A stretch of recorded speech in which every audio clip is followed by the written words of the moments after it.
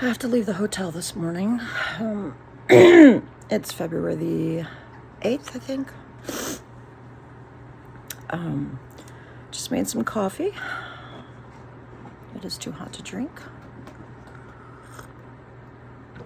You know, it's crazy because I'm a photographer of 20 years, but I don't know anything about videography, like making videos, cut scenes, adding music and all of that. I mean, I can figure it out. It's not difficult, I'm sure, but my passion lies within photography. So for a while, until I take interest at least, it's just going to be these shitty videos of me talking into my camera for 10, 15 minutes. Verbal musings of my life and where I'm at and what I'm doing. Got about 4.5 hours of sleep last night because I stayed up till 4 in the morning or 5 in the morning playing the Walking Dead game on my iPhone. Never even seen The Walking Dead. I'm not into like corpses and dead people and like horror movies. I like thrillers and psychological dramas, but I don't like gruesome blood and guts and, violence. And they say Jesus effing Christ a lot, and that's highly offensive to me. It rubs me the wrong way. It scrapes my soul when I hear that. I don't like it. However, I played episode 1 and now I'm on episode 5. I stayed up playing it all night long. It's pretty badass. I actually like it a lot. So, Jackson is running around the hotel floor at 100 miles an hour, going crazy. I just opened the blinds and let the sunshine in. We got to leave in a couple of hours. But at least it's not 10 degrees outside. It's going to be like upwards of a high 40 today. That's doable.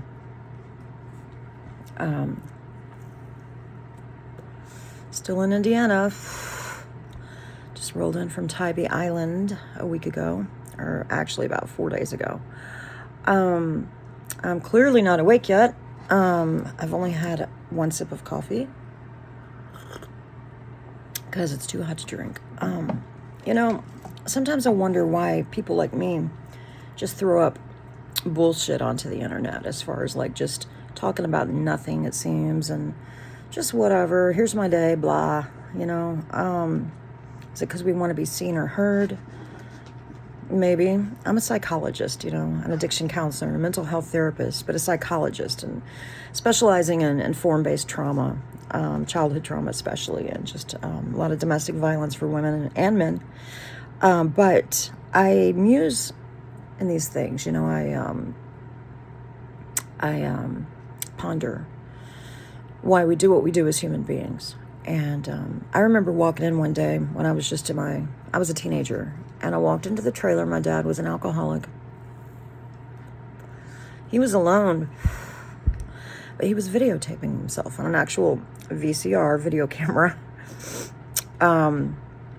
just talking about his life. And he never uploaded it anywhere because there wasn't the internet in those days.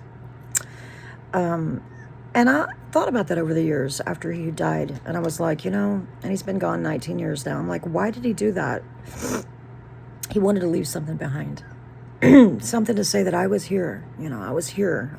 I meant something. I was here on planet Earth. I was alive. These are my thoughts, and this is what I talked about.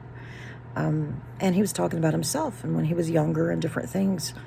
I regretted so much that I didn't care enough at the time to steal that video, that VCR tape, and hide it away somewhere, or at least know what he did with it. I never saw it after that.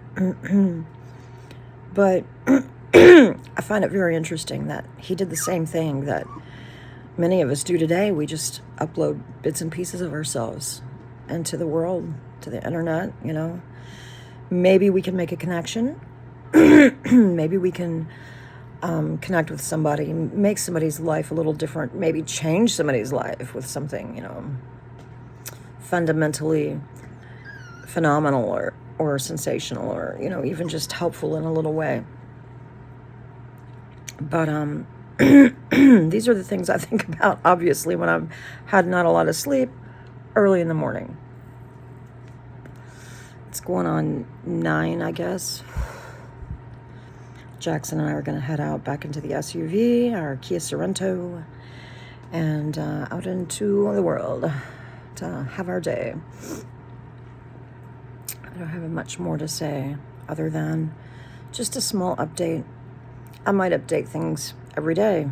Maybe I'll do a video 365 in which I just vomit out whatever I'm thinking for a straight year. I don't know. We'll see. But the reason I have my blog, monochromejunkie.com, is because I wanted to leave my thumbprint behind when I'm no longer here in the world. Just like my dad did. Same thing, same idea. And there are several people in my family that no longer speak to me.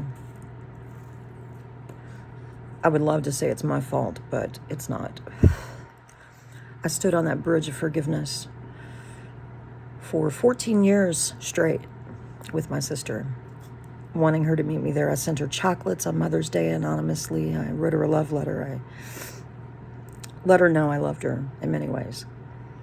And got a big middle finger back. But you know what I've learned over the years? We can't make people love us back. We just can't. We have to do what we can to forgive them, to forgive their unforgiveness, and to forgive their hatred if we can, if we have it in us. And I have it in spades. I love everybody. I love everybody that's ever hurt me. I love and have forgiven everybody that's ever wronged me or done me wrong in the world. Everybody. And hold no bad blood for anybody. So that's me for now. Over and out. Until next time.